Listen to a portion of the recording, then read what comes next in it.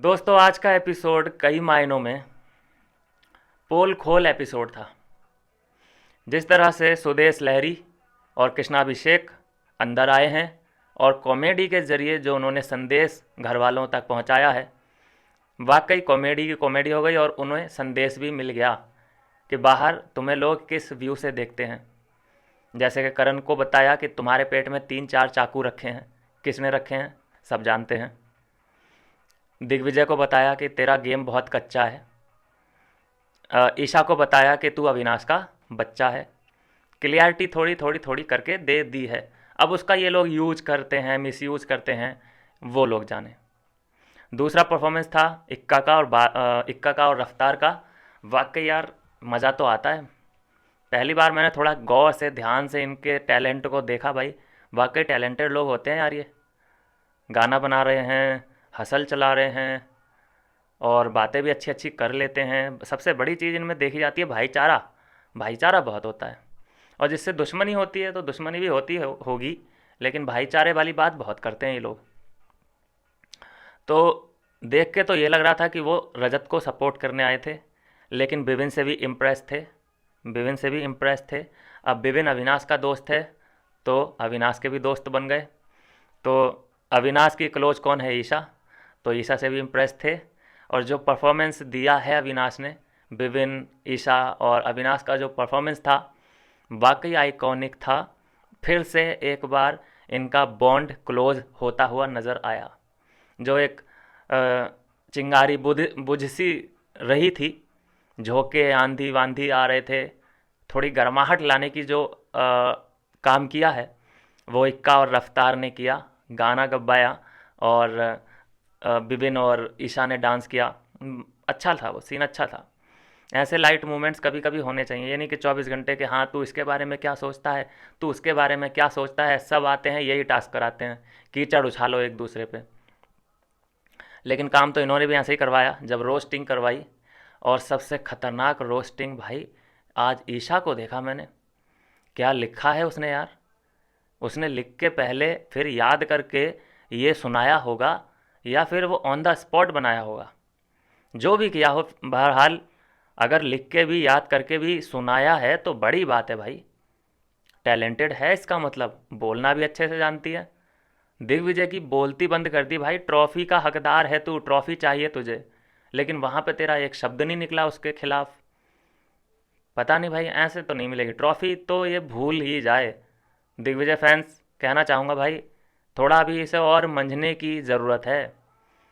हाँ, तुम्हारी संख्या ज़्यादा है तो उस बेसिस पे तुम इसे कहाँ तक लेके जा पाते हो वो तुम्हारे ऊपर है, लेकिन उसमें कुछ ऐसी खास बात दिखाई नहीं दे रही है। टाइम गॉड भी बना था तब भी परेशान था, दूसरों के इशारे पे चल रहा था।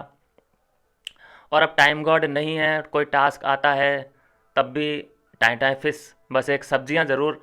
राशन टास्क आया था तो इसने कब्जा कर लिया सभी सब्जियों पे। ले आलू की तौरी, ये ले गोभी, आलू सब इसने अपने कब्जे में रख लिए। दिखने की कोशिश करी थी, सही था वो, ठीक ही था, इसका दिखा तो फुटेज तो मिला। लेकिन उस वक्त काम चौपट हो गया दिग्विजय का जब इसकी फुटेज अगले दिन की नहीं दिखाई। इसका प्लान था कि सब लोग आएंगे, भीख मांगेंगे मुझसे, तो वो फुटेज दिखाई नहीं गई। हुई तो होगी वो चीज़ें इसके साथ, लेकिन वो दिखाया नहीं गया। बहरहाल प्रोमो जो आया था, जिसमें क्या बोलते हैं इसको, चाहत और अविनाश का क्लैश होता हुआ दिखाया गया था प्रोमो में आज दिन में, और वो उसकी आज सच्चाई एपिसोड में हमें देखने को मिली। मैंने बोला था ना, मैंने रिव्यू किया था उस प्रोमो का, और मैंने उसी रिव्यू में बता दिया था, प्रोमो का रिव्यू, कि उसने बहुत तेज़ मारा है अविनाश को। अविनाश को बहुत तेज़ मारा है, पूरा जान लगा दिया था पिछवाड़े का। फिर ये कह देना कि अरे गलती हो गया, सॉरी, ये क्या बात हुई? अगर मान लीजिए उल्टा कर लीजिए, बस सिंपल सा फंडा है। जिसको ये लगता है ना कि अविनाश वहाँ पे गलत था, या किसी भी मोमेंट पे तुम्हें ये लगता है कि अविनाश यहाँ पे बहुत ही गंदा दिख रहा है, तो बस सिचुएशन को उल्टा कर दो।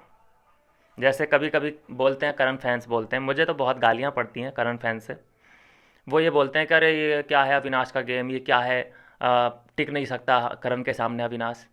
और यहाँ भी जो चाहत है, चाहत को यहाँ पे चाहत के फैंस सही ठहराने में लग गए होंगे करे वो तो एक टास्क था, टास्क के दौरान उसने कर दिया। बस इसको उल्टा कर दो सिचुएशन को ना, चाहत को आगे रखते हैं और अविनाश से बोलते हैं कि इसके मार दे चप्पल, जो भी है तेरे हाथ में वो मार दे। और फिर ये जब पीछे मुड़ के देखे और ये ऑब्जेक्शन उठाए और सलमान से बोले कि सर बहुत तेज़ मारा है इसने, तो वहाँ के जो बैठे हैं ना, जो उसकी बारी पे, तो अविनाश की बारी पे तो कुछ नहीं बोले, लेकिन चाहत अगर ये बोल देती कि सर अविनाश ने बहुत तेज़ मारा है, मेरे चोट लग गई सर, ऐसे भी करने लग जाए, बोले भी ना, बस ऐसे करने लग जाए, तो वहाँ पे जितने भी सदस्य बैठे हैं, कंटेस्टेंट बैठे हैं, सब इतना हल्ला कर देते अविनाश के खिलाफ कि तूने एक लड़की को, तूने ये नहीं देखा कि वो लड़की है, तूने कैसे मार दिया, लेकिन वो मार सकती है लड़की होके। और फिर ये भोलेपन की एक्टिंग करना कि सर गलती से हो गया। ये चीज़ें एक्सेप्टेबल हैं नहीं। और जो चाबी भर चुकी है, मैंने बोला ही था कि अगले हफ्ते से आपको दबंग पांडे नज़र आएगी। तो देख लीजिए अगला जो दिन आने वाला है, कल के एपिसोड में हमें देखने को मिलेगा कि ये फिर से कॉफ़ी के पीछे पड़ चुकी है, अविनाश और विपिन के पीछे ये लग चुकी है। जबकि इसी इंसिडेंट के बाद अविनाश ने बोल दिया है कि देख भाई, जो हमने साथ में काम किया है लगभग 2 साल, उसकी रिस्पेक्ट करते हुए तू मुझसे डिस्टेंस बना के रख, मैं नहीं चाहता भाई तुझसे उलझना, तू दूर रह। तो ये बहुत ही बढ़िया किया उसने। इससे क्या होगा, इससे उसका ऑक्सीजन बंद हो जाएगा, उसे कंटेंट सिर्फ एक ही जगह से मिल सकता है, फिर विवियन से। अब विवियन भी कंटेंट देता नहीं है, लेकिन क्या ही कर सकते हैं, अगले ही दिन वो लड़ते हुए फिर से नज़र आएंगे, और कहीं से कंटेंट कहाँ से मिल जाएगा। मैंने क्या बोला था आपको, कल के रिव्यू में यही बोला है कि जब इसको चाबी लगाई गई है तो ये किससे लड़ेगी, अविनाश और विपिन से ही तो लड़ेगी, और किससे लड़ सकती है। पूरे हफ्ते का आप एक नोट पैड बना के रखो कि पूरे हफ्ते में इसकी किस किस से लड़ाई होती है। किसी और से भी अगर इसकी लड़ाई होती है ना, तो ये 1 मिनट के अंदर अंदर उसे सॉल्व कर लेगी। लेकिन विपिन और अविनाश के साथ अगर लड़ाई होती है तो पूरे घर में ये राउंड एंड राउंड मारेगी, सब में गॉसिप करेगी और पूरे अपने तेवर दिखाएगी, शक्तियों का पूरा इस्तेमाल करेगी। आज जब ये इंसिडेंट हुआ, उसने बोला अविनाश ने, उसके बाद गंवार बोल दिया, तो उसकी गंवार की जो शब्द है उसको बड़ा करके दिखा दिया सलमान खान ने। कह रहे मानते हैं, डजेंट मैटर कि उसने तुम्हें कितना तेज़ मारा है ना, कोई मैटर नहीं करता, वो चाहे चाहत उसको थप्पड़ भी मार देती तो वो कोई मैटर नहीं करता है, लेकिन तुम्हें गंवार नहीं बोलना चाहिए था। ये बात बड़ी बुरी लगी सलमान को कि यार तुम्हें क्यों रिप्लाई देने की ज़रूरत है यार, उसने तुम्हारे थप्पड़ मार दिया तो तुम भी क्या वापस उसको थप्पड़ मारोगे, उसके लेवल पे जाओगे क्या। अपना लेवल ऊपर रखो और थप्पड़ खाते रहो। ठीक है सर, सॉरी, गलती हो गई। मैं सर सीख रहा हूँ कि कैसे लोग मेरे आके थप्पड़ मारते रहेंगे और मैं अपने हाथ पीछे रखूँगा, मैं ये चीज़ें सीख रहा हूँ। हाँ सीखो, ऐसा ही, यही करने की ज़रूरत है। तो यहाँ पे गवार जो शब्द है उसको बढ़ा करके जो उसने चोट मारी है उसको बहुत कम दिखाया गया। और हालांकि मैंने पहले ही बोल दिया था कि जो मारा है उसने, ये मैटर नहीं करता कि उसके चोट लगी नहीं लगी, लेकिन उसका इंटेंशन तो यही था कि इसके चोट लगे। उसने तो कोशिश बराबर की थी ना। अब मान लीजिए, ऐसे समझते हैं इसको कि उसने गोली मारी, तो उसने तो मारने के इरादे से ही गोली मारी ना, बाकी अविनाश की किस्मत थी कि गोली उसके कान से होके निकल गई। तो ये है। उसके बाद ये एक रजत की बात अच्छी लगी कि उसने समझाया कि देख तुझे ऐसा नहीं करना चाहिए था, ये कोई बच्ची तो है नहीं कि इसे ये नहीं पता कि अगर तेज़ कोई चीज़ मारी जाएगी तो वो तेज़ ही जाके लगेगी। ये भी वो कहना पड़ रहा है उसको कि सर गलती हो गई। ये क्या गलती हो गई मतलब, ये नॉनसेंस वाली बातें हैं, जनता को बेवकूफ़ बनाने वाली बातें हैं। ठीक है। ये सब अंदर की जो फ्रस्ट्रेशन होती है उसको निकालने वाली बातें हैं। ऐसे टास्क के थ्रू, ऐसे टास्क जब आते हैं तो इन्हें बड़ा इवेंट लगता है कि बस यही टास्क है जिसमें मैं अपने सारे जो फ्रस्ट्रेशन है वो इस पर निकाल सकती हूँ। सब लोग आ रहे थे, अपना रीज़न दे रहे थे और रीज़न करके अपना काम करके जा रहे थे। लेकिन जब ये चाहत पांडे आती है या वो करण आता है तो इनको सबसे पहले तो फुटेज बहुत लंबा चाहिए होता है, बहुत लंबे लंबे भाषण देते हैं पहले। आप देख लीजिए पूरा उठा के, जब ये आए थे चप्पल अप्पल का टास्क चल रहा था, सब लोग मुश्किल से 10 सेकंड के अंदर ख़त्म सीन। लेकिन चाहत का कितना लंबा सीन था, करण का कितना लंबा सीन था। तो ये चीज़ें दिखाती हैं कि इन्हें पता है कि फुटेज कैसे ग्रैब करनी है। और अगर वो तेज़ नहीं मारती तो वो रिएक्शन भी नहीं देता, तो ये सारा रफड़ा भी नहीं होता। ना चाहत पांडे को सुनने को मिलता, ना ही अविनाश को सुनने को मिलता। तो ये चीज़ें हैं। अब ये देखिए कि इनमें इनकी बेचारों की क्या गलती है। ये तो आराम से अपना सो रहे थे, ये रिव्यू पे चलने वाले लोग हैं। देखो, जो ओरिजिनल गेम है वो विविन और अविनाश का ओरिजिनल है। मैं कहूँगा कि रजत का भी ओरिजिनल है। जो रजत करता है, पलट जाता है चीज़ों से, वो रिश्ते नहीं बना रहा है, वो अकेले खेल रहा है, तो ये है तो उसका खुद का डिसीजन ना। ऐसा तो नहीं है कि उसे बाहर से कोई रिव्यू दिया गया हो, कोई सलमान खान ने रिव्यू दिया हो, या कोई उसका दोस्त आया हो तो उसने बताया हो कि भाई तू दिख नहीं रहा है, कुछ रफड़ा कर। तो ये रिव्यू के भरोसे नहीं है बाकी ये कंटेस्टेंट। मैं तो जो रिव्यू के भरोसे चल रहा है, मैं उसका कंपैरिजन करूँगा बग्गा पाजी से। जो सबसे नीचे, बग्गा पाजी से भी अगर कोई और भी नीचे है कंटेस्टेंट या सदस्य, मैं उसका कंपैरिजन उसको अच्छा मानूंगा जो बिना रिव्यू के चल रहा है। और जिनका गेम रिव्यू के बाद बदला है, उसकी वैल्यू मेरी नज़र में है ज़ीरो। उसकी वैल्यू मेरी नज़र में है ज़ीरो। रिव्यू मिला करण भाई साहब को, वो साइकिल से उतर गए। जब उसने बोला था ना, उसके दोस्त ने, संदीप ने आते ही, कि वो साइकिल को दोबारा हाथ मत लगाना, आपने देखी अब साइकिल उसके हाथों में। तो खुद का कुछ नहीं है, रिव्यू के भरोसे कहानी है। वो नहीं आया होता तो ये अपनी ओरिजिनल वाली जो पर्सनैलिटी है वो ही लेके चल रहा होता। जो इसकी ओरिजिनल है भाई वो है, हम सब जानते हैं, साइकिल चलाना है पूरे दिन, खाना खाना है, कोने में बैठ के बातचीत करनी है, तिल्ली बिल्ली मिट्टी का तेल वगैरह जो होते हैं वो सब चीज़ें करनी है। वो इसकी दिनचर्या थी, लाइफ स्टाइल था वो। लेकिन संदीप आता है, रिव्यू देता है, फिर ये जागता है और बेकार की बातें करने लगता है, जो ये है नहीं वो करने लगता है। तो हम भैया ये फेक पर्सनैलिटी को कैसे अप्रिशिएट कर सकते हैं?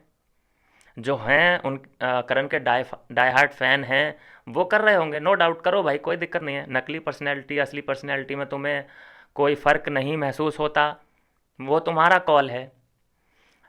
रिव्यू पे जो जिसने भी अपना गेम चेंज किया है, मैं उसकी कोई वैल्यू नहीं समझता। ऐसे ही चाहत पांडे का गेम है, मैं बता चुका हूँ 2-3 हफ्तों का क्या सिनेरियो रहा है, और इस हफ्ते जो उसको रिव्यू मिला है इसमें वो अलग स्टार्ट हो चुकी है। तो इसका ये खुद का गेम है क्या? जो ये खुद ओरिजिनल पर्सनैलिटी है ना, ये वो है ओरिजिनल, जो ये बैठी रहती है, जो पिछले हफ्ते ये शांत रही, बैठी रही, कुछ नहीं किया। और ये नकली पर्सनैलिटी वो है, फेक पर्सनैलिटी ये वो वहाँ पे बन जाती है जब ये अननेसेसरी रात के 4:30-5 बजे उठ के पानी डालती है, वो नकलीपन दिखाती है ये कंटेंट के लिए। और उसको आप लोग दबंगई मानते हो कि वो वाह क्या दबंगई का काम किया है। हुँ? मैं इतना बोलता हूँ, देखो आने वाले दिनों के लिए मैं बोल रहा हूँ दोस्तों आपसे, जो भी करण का गेम और चाहत पांडे का गेम बहुत अच्छा मान मान के बैठे हैं कि भाई चाहत से तो अच्छा इस सीज़न में कोई है ही नहीं जी, तो वो जिसके भी साथ लड़े, है ना, लड़ाई की शुरुआत देखना कहाँ से हुई। और आपको ऐसा लगे कि हाँ लड़ाई की शुरुआत विपिन ने की है या अविनाश ने की है, तो दोनों की जगह चेंज कर देना, दोनों को, विपिन को दे देना चाहत की पोजीशन और चाहत को दे देना विपिन की पोजीशन। आपको रियलाइज़ हो जाएगा कि कौन गलत था कौन सही था, अगर आपका दिमाग बिल्कुल सही काम करता है तो। जैसे कि आज का ही आप देख लो, जो होने वाली हैं चीज़ें उनके बारे में नहीं, आज जो हुआ उसके बारे में ही बात कर लेते हैं। बस जो अविनाश था उसको पीछे खड़ा करना है उस चप्पल के, और चाहत को आगे खड़ा करना है। अविनाश ने रीज़न दिया कि ये साइड किक क्यों है चाहत पांडे को, और उसने ज़ोर से मारा पूरा फ्रस्ट्रेशन लगा के। आपको लगता है कि वो वहाँ पे रुक भी पाती, और आपको लगता है कि वो बिना रोए वहाँ पे बिना ड्रामा क्रिएट करे वो टास्क आगे बढ़ पाता? रोने बैठती कि नहीं बैठती? 8-10 बातें ये सुनाती कि नहीं सुनाती कि एक लड़की पे नेशनल टेलीविज़न पे ये लड़का मेरे को इतना फोर्स करके इसने चप्पल मारी है। ये ही कर सकते हो तुम, ये ही कर सकते हो, दिखा दी तुमने अपनी औकात, ये सब सुनने को मिलता कि नहीं मिलता? तो अगर चाहत पांडे ने ये किया है, अरे सर मुझे पता नहीं था, मुझसे गलती हो गई sir, sir I am sorry, मुझे पता नहीं था। ये है भाई, 20-22 साल की लड़की को ये नहीं पता कि अगर किसी को तुम तेज करके कोई चीज़ मारते हो तो वो तेज ही लगेगी, कोई वो स्लो नहीं लगेगी। लेकिन लेकिन मैं फिर भी इतना कहूँगा, मैं यहाँ पे कितना भी ब्लैक एंड वाइट करके आपको दिखा दूँ, जो करण को बचाने वाले होंगे, जो करण को सही मान रहे होंगे, तो वो जैसे मैं यहाँ बैठ के इनको दूध का दूध पानी का पानी कर रहा हूँ, उस तरीके से वो कैसे दूध में पानी मिला रहे होंगे आपकी आंखों के सामने, और आज के गेम की भी तारीफ कर रहे होंगे करण और चाहत के, कि क्या गेम खेला है, मज़ा आ गया। तालियां तो पता नहीं क्यों ही बजाते हैं।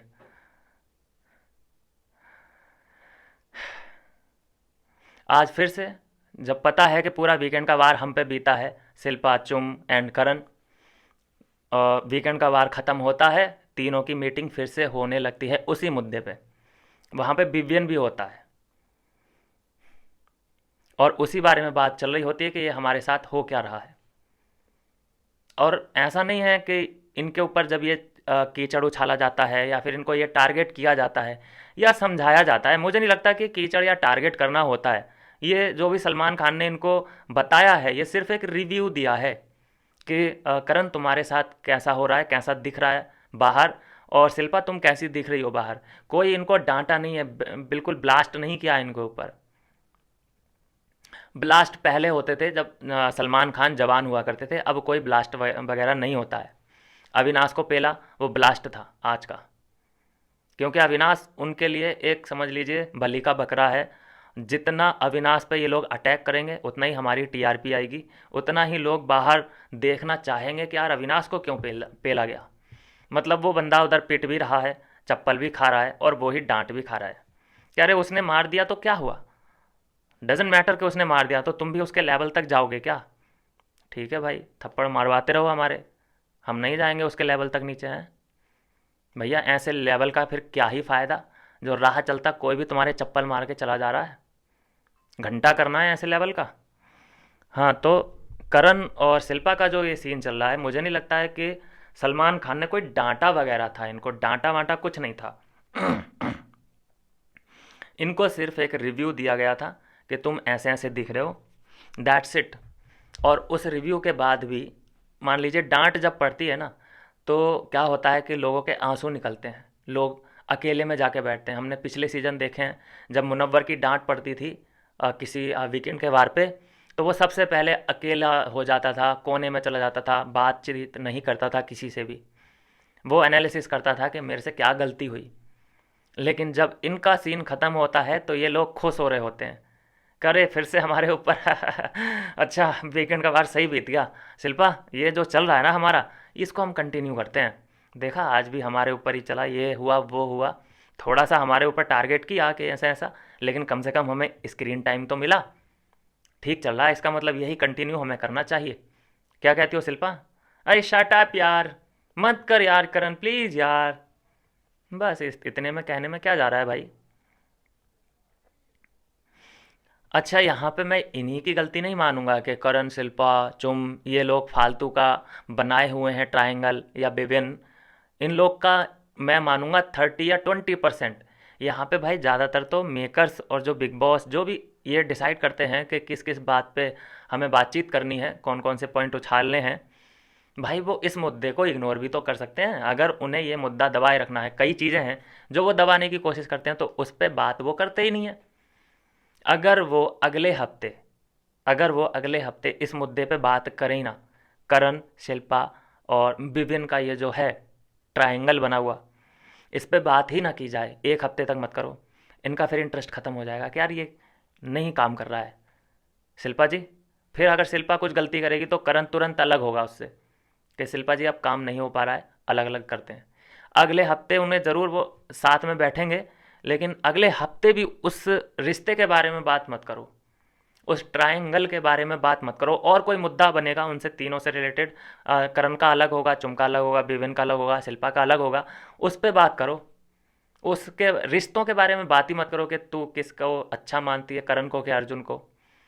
तो फिर समझ में आएगा ना उनको भी कि अरे अब काम नहीं कर रहा है भाई, 2 हफ्ते हो गए, इस रिश्ते के बारे में अब बात नहीं हो रही है, कि अब ये काम कर ही नहीं रहा है, भैया छोड़ो।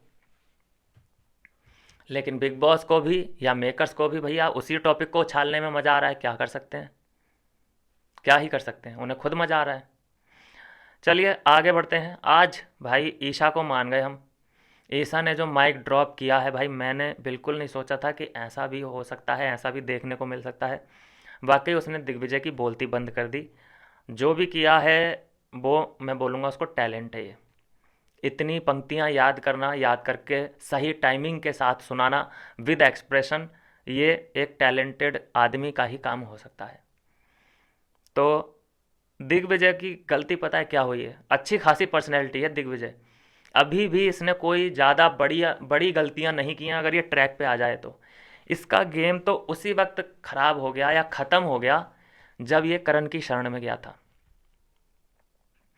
करण की शरण में जाने के बाद ना आदमी ऐसे ख़त्म सा हो जाता है कि जैसे ऐसा लगता है कि इसको लकवा मार गया हो, जैसे इसको पोलियोग्रस्त हो। ये आदमी ऐसा लगता है जैसे इसके बैसाखी की ज़रूरत है इसे। दिग्विजय की अब खुद की आइडेंटिटी नहीं दिखाई दे रही है मुझे। जब भी मैं दिग्विजय को देखता हूँ तो एक बैक ऑफ द माइंड में रहता है मेरे कि इसका दोस्त करण है। जो भी वो बोलता है तो ऐसा लगता है जैसे करण पीछे से बोल रहा हो। तो इसने ये इस सीज़न की अपने करियर की, मैं कहूँगा, क्योंकि बिग बॉस अब ये दोबारा तो करेगा नहीं, अपने करियर की इसने सबसे बड़ी गलती कर ली है, करण से दोस्ती करके, ज़बरदस्ती उस ग्रुप में घुस के। अगर ये रजत के साथ ही रहता, अगर ये रजत के साथ ही रहता, जैसा भाई इसने बोल दिया कि मेरा बॉन्ड है, बाहर से ही हम एक दूसरे को जानते हैं, तो अगर ये ईमानदार आदमी होता तो सबसे पहले तो ये बॉन्ड उसी के साथ बनाएगा ना जिसको ये सबसे पहले जानता है। तो अच्छा भी लगता, कहीं ना कहीं लोग कहते कि हाँ भाई रियल बंदा है, जिसको पहले से ही जानता है उसी का दोस्त है, तो कोई शक भी नहीं करता। उंगली तो उसी वक्त उठी कि जब तुमने अपने दोस्त को छोड़ दिया करण के लिए, और अपने दोस्त पे उंगली उठा रहे हो। अब कोई ये कहेगा कि दिग्विजय का फ़ैन ये कह सकता है कि अरे उसने लॉयल्टी नहीं निभाई, उसने गलत किया रजत ने दिग्विजय के साथ। अगर गलत करता, किया मान लो, तो वो घर वालों को भी दिखता, वो ऑडियंस को भी दिखता, तो सिंपति किसे मिलती, फुटेज किसे मिलती, लोग लोग किसकी तरफ अपना फीलिंग रखते, दिग्विजय की साइड ना। तो जब दोस्त होते हैं ना तो ये फ़र्क मत करो कि इसकी गलती यार ये कहीं मुझे डिच ना कर दे, ये कहीं मुझे बेवकूफ़ तो नहीं बना दे। अगर तुम्हारा दोस्त तुम्हारा काट रहा है हैं, तो गलत वो दिखेगा स्क्रीन पे, तुम नहीं दिखोगे, तुम नहीं दिखने वाले, तुम ईमानदार दिखोगे। वहाँ पे कोई तुम्हें आपस में नहीं, भाई तुम्हें कम से कम जनता की नज़रों में अपने आप को अच्छा साबित करना है। ट्रॉफी ऐसे तो नहीं मिलेगी दिग्विजय जिस तरह से ट्रॉफी ट्रॉफी ट्रॉफी ट्रॉफी कर रहा है। ये ट्रॉफी वाली पर्सनैलिटी तो मुझे बिल्कुल नहीं लग रही है। ये मैं कहता हूँ कि अगर ये टॉप 5 तक भी चला जाए तो गनीमत है, ये टॉप 5 भी डिज़र्व नहीं कर रहा है। चलिए आगे बढ़ते हैं दोस्तों, बात करते हैं कुछ और बैट्समैनों के बारे में। बग्गा पाजी फिर से सेव हो चुके हैं। भैया कौन सी ताकतें हैं ये, हैं कौन सी ताकतें हैं जो बग्गा पाजी को बचाए जा रही हैं, बचाए जा रही हैं। तो दोस्तों कल है नॉमिनेशन, बग्गा पाजी अगर कल नॉमिनेट नहीं हुए तो फिर से उनकी बैटिंग कंटिन्यू रहेगी।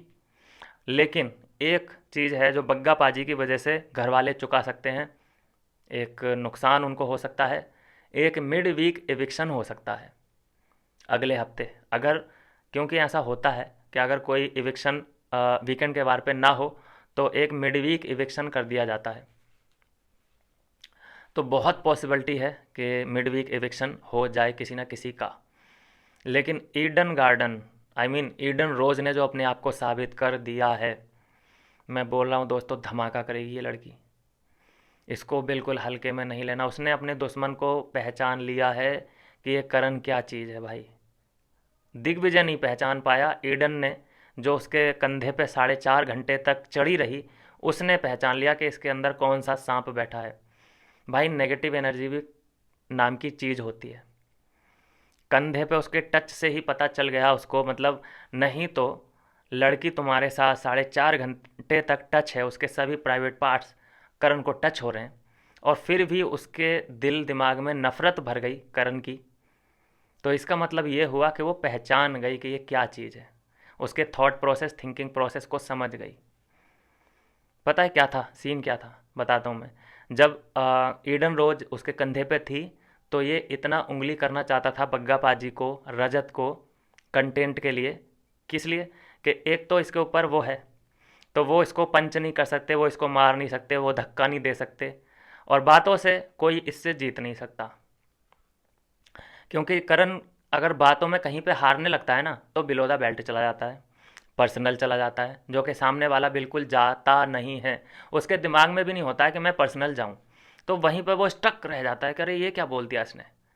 सबसे ज़्यादा वही घटिया उसके जो डायलॉग हैं, रिपीट एंड रिपीट, मैंने 3 बार ये डायलॉग सुन चुका हूँ मैं, और हो सकता है आगे भी सुनने को मिले। जो उसके 3 श्लोक, 2 श्लोक तो हैं ही जो मैंने याद किए हैं, कि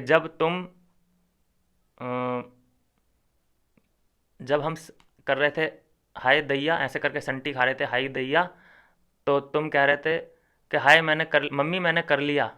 ये एक डायलॉग है जो उसने पहले भी मारा है। फिर जब तुम थैली में थे तब हम मैली में थे, एक ये डायलॉग है कुछ ना कुछ। जब मैं मेहंदी लगवा रहा था तुम ये कर रहे थे, ये कुछ तीसरा डायलॉग ये है। इसके इंपॉर्टेंट नहीं है ना डायलॉग, याद करके मुझे कोई कुछ नहीं करना भाई। तो ये डायलॉग सुन सुन के आप बोर नहीं हुए हो? पहली बार अच्छे लगते हैं कि हाँ भाई कुछ नया, दूसरी बार भी झेल लिया, ये तीसरी बार है, मतलब कुछ है नहीं। मैं बताऊं इसका मतलब यह है, कंटेंट ख़त्म हो चुका है। ठीक है, अब जो ढोल फट चुका है उसको बजाने का क्या ही मतलब है।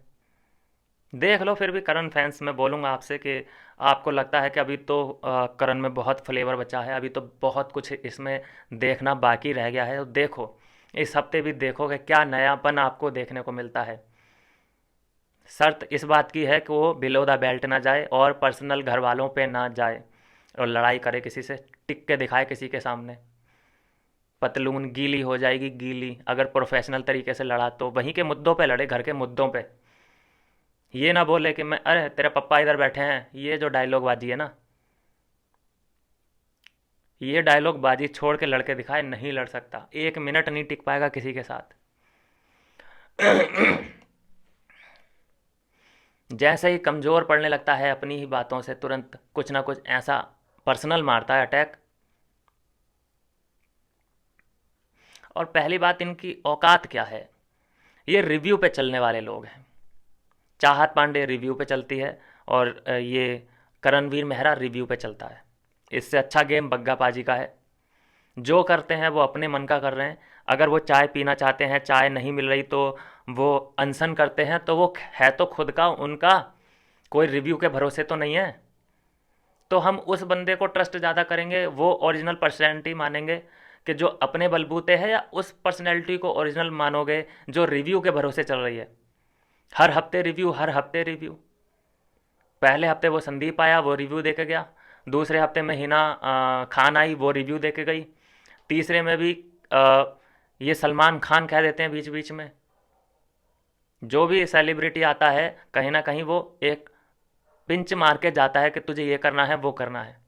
तो देखते रहो भैया, फेक पर्सनैलिटी करवाते रहो। चाहत का भी यही सीन है, उसी नाव पे सवार हैं ये दोनों लोग। जब चाहत ने वो ख़त्म किया है टास्क, उसके चप्पल अप्पल मार के जब आ चुकी है अंदर, तो दो पर्सनैलिटी आपस में थी। उनका मैं डिफरेंस बता देता हूँ आपको। तो सबसे पहले रजत गया उसके पास कि देख जो तूने किया वो गलत था, जिसकी वजह से तुझे भी सुनने को मिला, अविनाश को भी सुनने को मिला। तो बिल्कुल सही एडवाइस दी यहाँ पे रजत ने। ठीक है, वैसे रजत अनप्रिडिक्टेबल है, उसका कौन सा साइड कब देखने को मिल जाए कोई कुछ नहीं कह सकता। और उसी वक्त मैंने देखा था करण को भी। और करण क्या कहता नजर आ रहा है चाहत से? चाटी चाटी, चाट चाट के साफ करी, चाटी चाटी, मतलब जो इसने डायलॉग मारा था विनाश को, उसको अप्रिशिएट करने की कोशिश कर रहा था, या मैं ये कहूँ कि तिल्ली मारने की कोशिश कर रहा था, कि जो तूने चाटा चाटा करके जो बोला है कि चाट चाट के साफ करता है, ये मुझे बड़ा प्यारा लगा। तो अब इससे क्या होगा कि वो आगे भी इन्हीं वर्डों को यूज कर सकती है। तो यही बोलते हैं, इसी को बोलते हैं तिल्ली लगाना। मैंने तो अभी तक कोई एपिसोड ऐसा नहीं जा रहा है जिसमें ये किसी को तिल्ली ना मारता हो। इसकी तिल्ली को कोई कोई समझ जाता है, कोई कोई नहीं समझ पाता। हाँ, मैं ईडन रोज पे था। ईडन रोज को तो मैंने अधूरा ही छोड़ दिया। ईडन रोज इसके गेम को समझ चुकी है, ठीक है। जब ये कंधे पे थी उसके, तो ये रजत को परेशान करना चाहता था, बग्गा पाजी को परेशान करना चाहता था। और बार बार ये गुजारिश कर रहा था लोगों से, वहाँ पे खड़े हुए लोगों से कह रहा था कि बग्गा पाजी को अंदर भेजो, रजत को अंदर भेजो, मैं लड़ना चाहता हूँ उनसे। तो ये इसकी मैंटेलिटी है, और वो सब चीज़ें ऑब्ज़र्व कर रही थी। लेकिन वो भी उस वक्त इतनी बेवकूफ़ थी कि वो उस वक्त रजत से लड़ पड़ी। लेकिन जब उतरी तब उसने चीज़ों को एनालिसिस किया कि भाई इसने जो है, अगर ये हारा है तो ये शिल्पा से लड़ा क्यों नहीं, इसको इतना दर्द हुआ है तो ये लड़ा क्यों नहीं। उसका वो मोटिव था ही नहीं कि वो ईडन को जितवाए। उसका मोटिव ये था कि मुझे अविनाश को हराना है। उसके लिए दुश्मनी वहाँ पे इम्पोर्टेंट थी। ईडन से उसका कुछ लेना देना नहीं है। ईडन अगर उसके पास आती है तो एक संख्या बढ़ेगी, एक नंबर बढ़ेगा। मात्र ईडन एक नंबर लेके आएगी अपने साथ, एक वोटिंग का अधिकार होता है ना, वो लेके आएगी, जो कि अगर वो इस पाले में आ जाती है तो कम से कम इन लोगों के खिलाफ नहीं जाएगी वोट करने। लेकिन ईडन ने बहुत अच्छे से पहचान लिया है कि ये ही असली का आस्तीन का सांप है। 4 घंटे अपने कंधे पर रख के भी वो ईडन का ट्रस्ट नहीं जीत पाया। इसका मतलब यह है कि वो पर्सनैलिटियों को समझती है। रजत के साथ भी क्लैश हुआ था उसका, लेकिन पता चल गया कि भाई इतना भी बुरा आदमी नहीं है। नहीं तो ऐसे ही नहीं कोई बहन बोलता, भाई बहन तो कोई बनाते नहीं है लड़का, और वो भी इतनी हॉट लड़की को। लेकिन उसने जिगर जिगर दिखाया अपना, इतना बड़ा दिल दिखाया कि उसने बहन बोल दिया। बताइए, बिल्कुल अनएक्सपेक्टेड है मेरे लिए तो। अविनाश से पहले ही दिन आके लड़ गई थी, लेकिन जब धीरे धीरे धीरे धीरे करके जाना कि भाई ये बोल ही देता है, मतलब ब्लंटली अगर कुछ होता है, इसका स्ट्रेट फॉरवर्ड है, क्लियर रखता है बातचीत को, क्लियरिटी रखता है हर रिश्ते को, तो लगता है लोगों को ये टफ है, लेकिन अंदर सॉफ्ट है, ये दिल इसका सॉफ्ट है। तो कहाँ है, दुश्मनी ख़त्म है। मौका मिलेगा तो उसके साथ डांस भी करेगी। लेकिन जो लड़ाई दिखाई दे रही है ईडन की और करण की, मज़ा आएगा। ये क्लैश देखने में मज़ा आएगा। पता चलेगा कि दाल आटे का भाव क्या होता है। और ये दुश्मनी अगर कंटिन्यू हुई तो मैं चुम का स्टैंड देखना चाहूँगा कि चुम, देखो अगर ये लड़ाई हुई है ईडन रोज की और करणवीर मेहरा की, तो इसमें चुम का क्या इंटरेस्ट रहता है। क्या वो फिर से ईडन को पकड़ेगी कि ईडन का मुझे ये अच्छा नहीं लगा इसलिए हम उसको नॉमिनेट करता है हैं। इसका मतलब क्या हुआ कि उसका कोई स्टैंड नहीं है। जो उसका दुश्मन, जो करण का दुश्मन, वो ही चुम का दुश्मन। चुम अपनी पर्सनैलिटी बिल्कुल लॉस्ट कर चुकी है, खो चुकी है। उसे नहीं पता कि मैं आई थी यहाँ चुम बन के, लेकिन मैं रह गई हूँ करणवीर मेहरा बन के।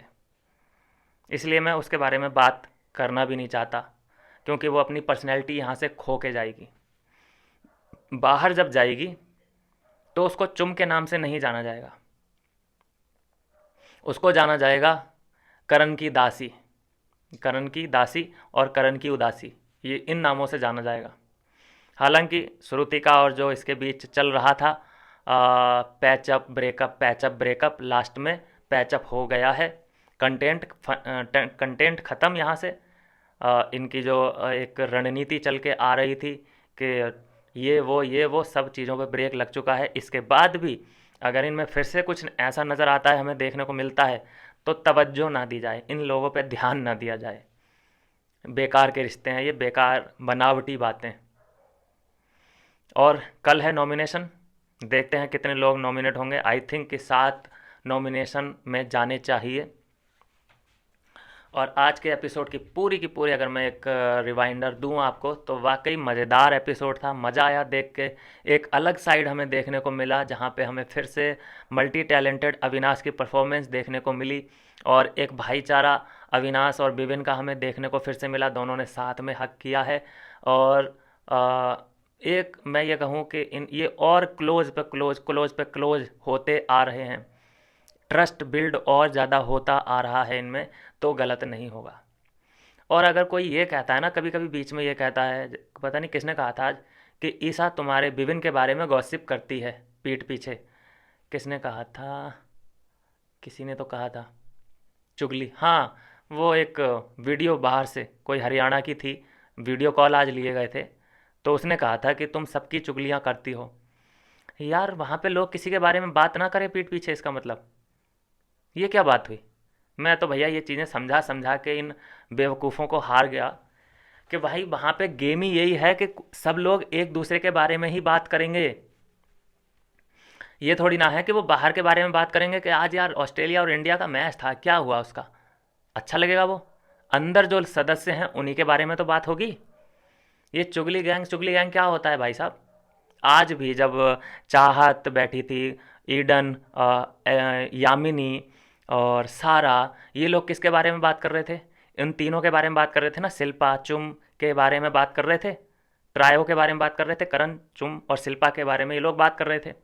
तो ये डिस्कशन होता है, इसको तुम चुगली का नाम दे दो अपने कन्वीनियंट के हिसाब से, जैसी तुम्हारी बुद्धि वैसा ही तुम्हारा काम। तो इसको तुम, ये चुगली नहीं है।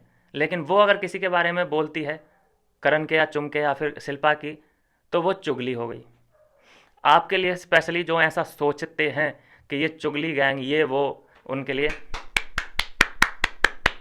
तालियां भाई साहब, आपको सैल्यूट, जिन्होंने ये नाम दिया इन लोगों को कि चुगली हैं। वो भी तो किसी ना किसी के बारे में बात करेंगे तभी तो उनका गेम आगे बढ़ेगा। चलिए दोस्तों, जो भी है, ये चुगली उगली कुछ नहीं होता है, वहाँ पे स्ट्रेटजी प्लान होती है। अगर कोई किसी के बारे में पीठ पीछे बात ही नहीं करेगा तो कॉन्वर्सेशन किस बात की करेगा? क्या खाने के ऊपर बात करता रहेगा कि कल क्या बनेगा, आज मैंने ये खाया, मैं वर्कआउट कर लूँ, ये इन चीज़ों के बारे में बात करेगा? इसमें किसी को कोई इंटरेस्ट नहीं है। ये अच्छा लगेगा कि वो टॉयलेट ब्रश रश या सफाई वफाई के बारे में बात करें, या अपनी मेकअप किट के बारे में बात करें, या अपनी पर्सनल हाइजीन के बारे में बात करें, या फिर वो ये बोलें कि आज मैं ये पहनती हूँ वो पहनती हूँ। इस बारे में अगर बात करेंगे तो अच्छा लगेगा आपको? नहीं लगेगा ना। मज़ा तो तभी आएगा कि जब किसी की बुराई या किसी के बारे में प्लानिंग हो रही होगी। समझिए भाई साहब, समझिए। ये है दोस्तों आज के एपिसोड का रिव्यू। कल मिलेंगे किसी नई अपडेट के साथ। तब तक आप एक काम कीजिए कि थोड़ा सा शेयर कर दीजिए वीडियो को, शेयर कीजिए और लाइक कर देना, ठीक है? मिलता हूँ नेक्स्ट वीडियो में नई